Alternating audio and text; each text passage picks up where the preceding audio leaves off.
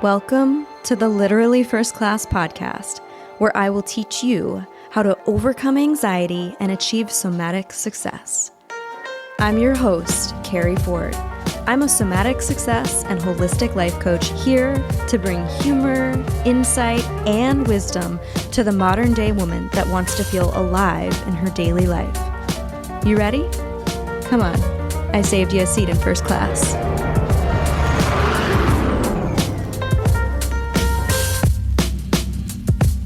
Know what spring means in Atlanta?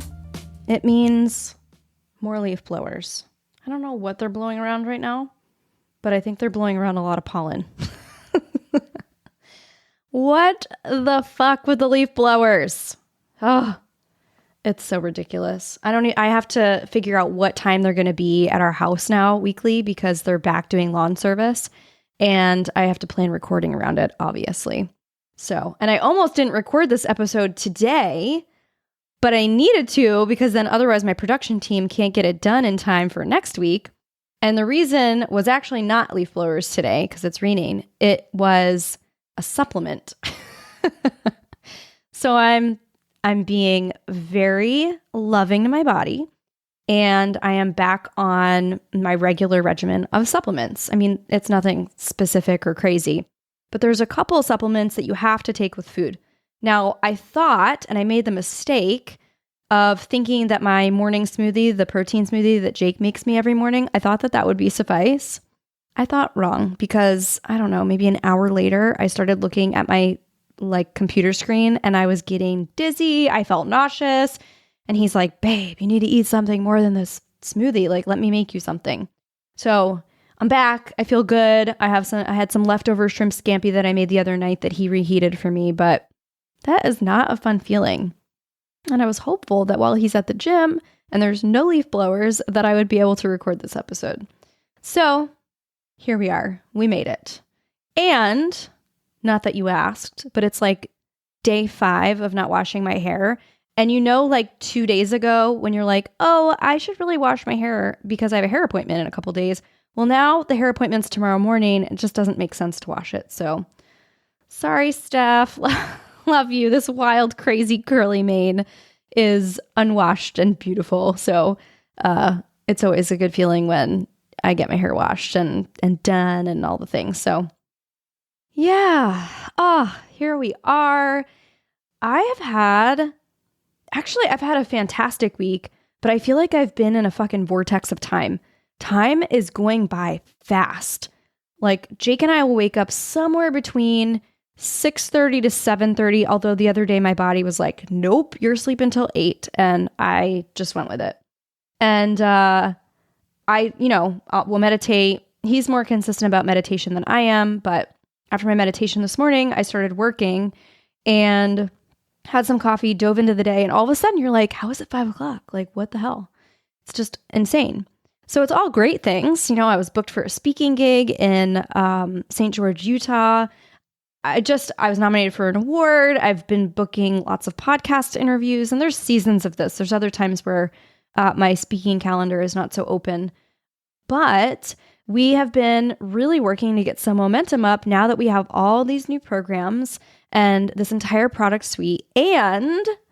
And this week, I just opened a brand new high vibe Facebook community for women in business that want to learn nervous system strategies for them and their unique nervous system. So actually, some of you have probably been with me for quite a while. I have been on and off in the coaching space since 2008, quite a while. And the old group that I had was, it evolved and it evolved and it evolved. And it, the cycle was complete. That book needed to close. And that was almost 2 years ago now that I closed that group. It had 1,200 women in it. Some that had been in there for 10 years, which is just insane because I established that group in 2012. And it just felt like, we're really ready for some new energy, a new group. And I didn't want to resurrect and evolve that group another time. It had gone through everything from fitness training and nutrition coaching all the way through intuitive eating and just, again, evolution after evolution. And that really felt complete to me. So we've got this brand new Facebook group. If that sounds interesting to you and you want to be part of it, don't worry, it's free. I had somebody message me and she was like, this sounds amazing. How much is it to join? And I'm like, it's totally free. It's a totally free group. It's nervous system strategies for women in business, and it's called the Somatic Success Society. So if that sounds interesting, just send me a message on Facebook or on Instagram, and myself or my team will get you the link. But make sure you answer all the questions so that your request to join is approved. And then we will welcome you with open arms inside. The intention for the group is to offer periodic free mini trainings in the form of series, also high vibe content, networking opportunities for everyone that's inside, and just the opportunity again to be around other women in business that are looking to connect with other powerhouse females doing this kind of work. Healing work, holistic work, inner work, somatic work, whatever you want to call it. It's all of those things. So I'm excited. I think it's really ironic, though. I was thinking about this the other day, that here I was closing the original group. It was called Billion Dollar Body, the other group that I had that evolved and evolved and evolved. And I closed it almost 2 years ago. And part of the reason I also archived that group was because at the time, I was closing the book on wellness coaching exclusively and headed into leadership coaching with women. I just didn't really know how that was going to unfold or where I would land with that. Well, the funny part is that I'm still fucking a wellness coach, essentially. I mean, I'm a holistic, somatic life coach that works with women in business. And the reason I really love working with women in business is because you are the influencers. You are the world changers. And that means you have influence and impact. Plus, you have the ability to create whatever you want as your reality, which I love helping you create. And those that you lead get to be basically receiving the work through osmosis that you receive in our coaching together or in our time or connection. So I love that, where I get to essentially impact the impactful women of the world. So there's several reasons, but that's kind of the long and short of why I really love working with women in business. You guys just operate differently. And women in leadership they just have different pressures. They see the world differently. They're doers, they're action takers, they're achievers. And then I come in and I'm like, that's great. I love that you're achieving and there's absolutely nothing wrong with that. But let's also check in and make sure we're building a life and creating a life that makes you feel alive, that really truly fulfills you and creates happiness and more love and greater success, whatever that looks and feels like for you. So women in business are fucking cool. You guys are just badasses, especially if you're a woman in business and you are a mom. If you're like me, I've struggled with truly embracing motherhood. That has been, honestly, some of my life's hardest work is motherhood.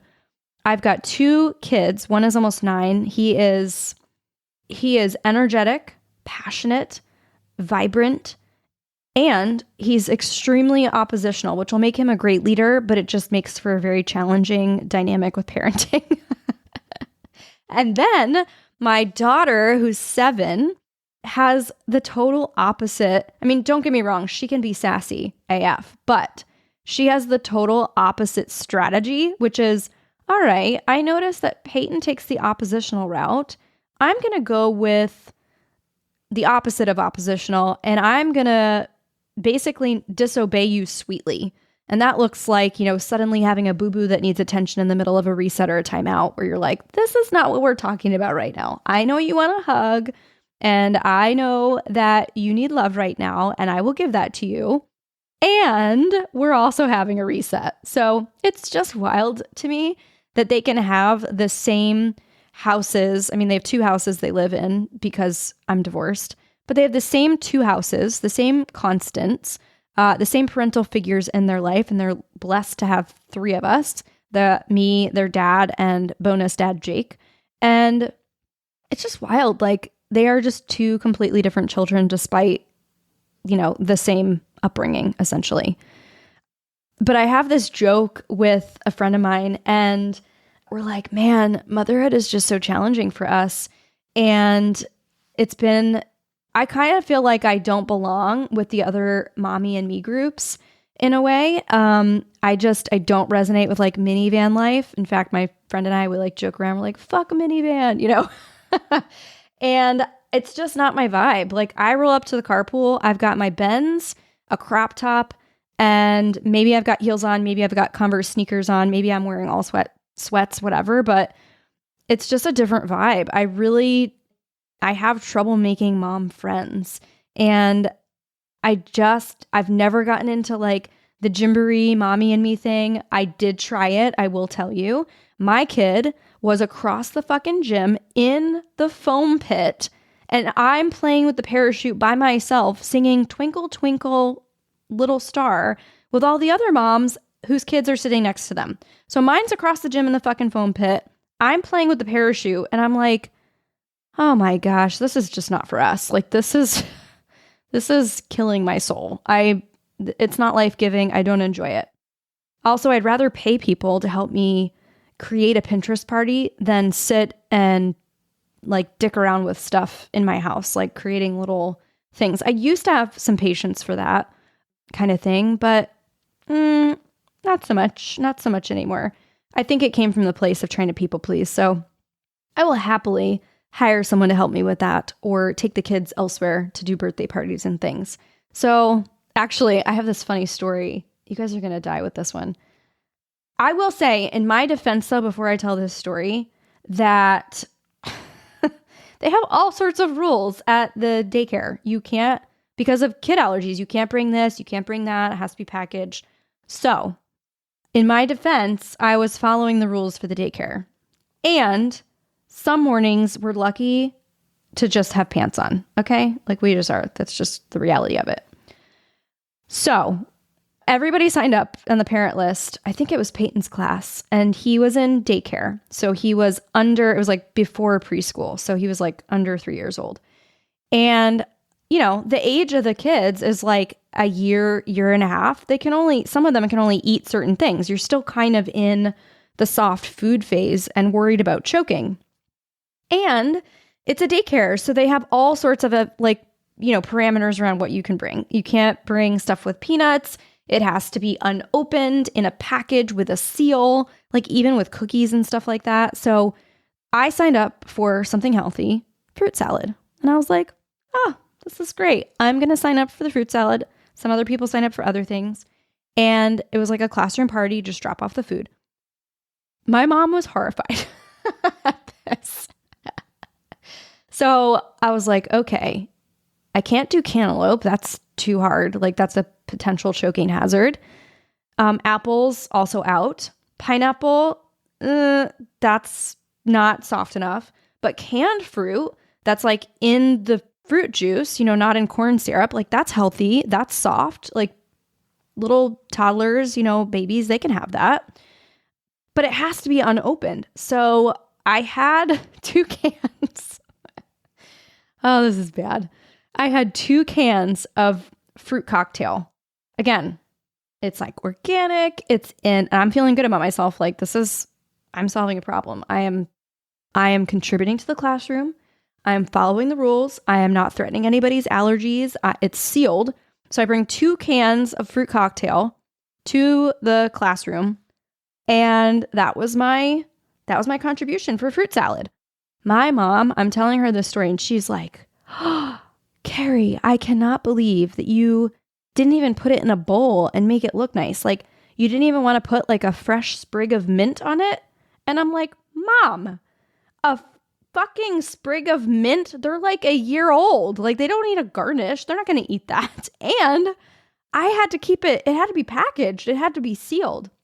So it was, that sums up honestly, like so much of how I do things in some ways.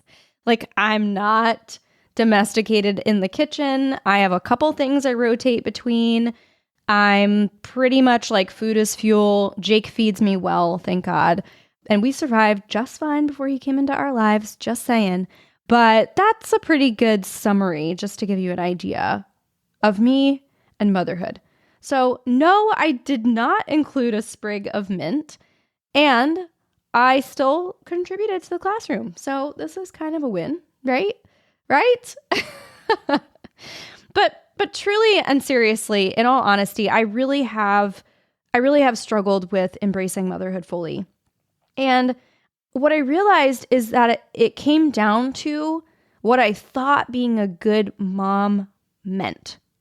Like, I'm a bad mom was the thought for bringing cans of fruit cocktail as my fruit salad contribution to this classroom, because it doesn't have the sprig of mint. It's not in a beautiful bowl. I didn't bring it on like a silver platter. I don't throw Pinterest parties. I don't love cooking. I don't like cleaning. I don't like doing all the things that I grew up experiencing from my mom. And so that's where I learned this definition of what I thought a good mom is. Now, my mom is a really good mom. She was an epic mom, and she wanted to stay home with us. I don't desire to stay home with my kids. Not that I can anyway, because they're school age, but that was never something that I felt deeply fulfilled and aligned with. It just wasn't. And so that has been the struggle, is redefining motherhood in this modern day woman era, where both partners are likely to work. And especially as an entrepreneur, like, you just are wired differently.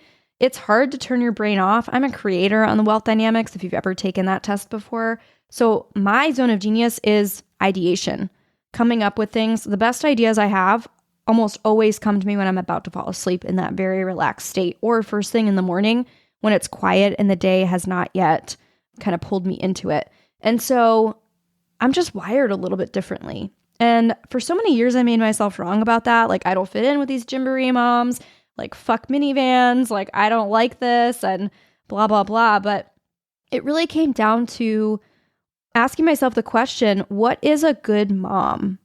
How do I want to define what being a good mom looks and feels like for me and for them? And honestly, where I arrived was actually having support around the house, having someone come in and do some nanny work, right? Doing like laundry and keeping things clean and tidy around the house, because I get to be present with my kids then. So that makes me a better mom, because the house is taken care of and I'm not like, hey guys, after I unload the dishwasher, after I do this laundry, after I clean up dinner, then we can spend time together.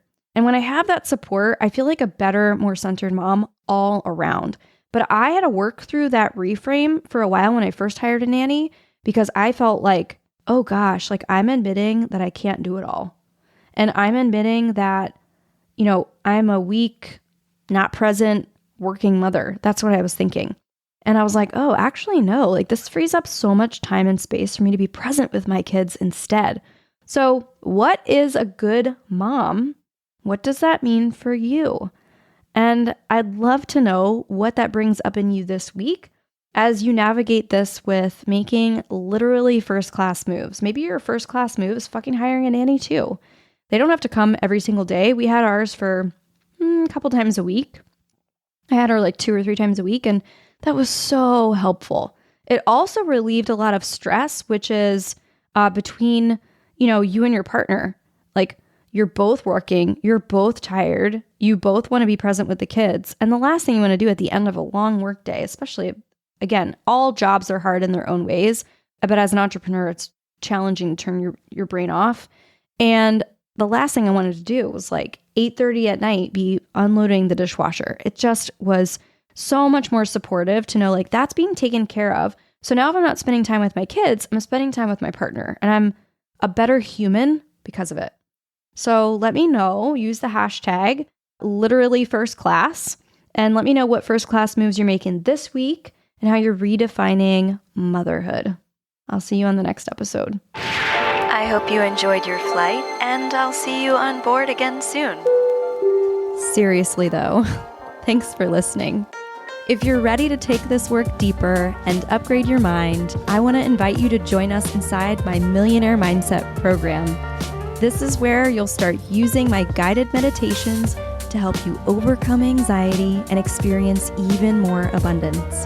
When you join, you'll have access to my entire audio library.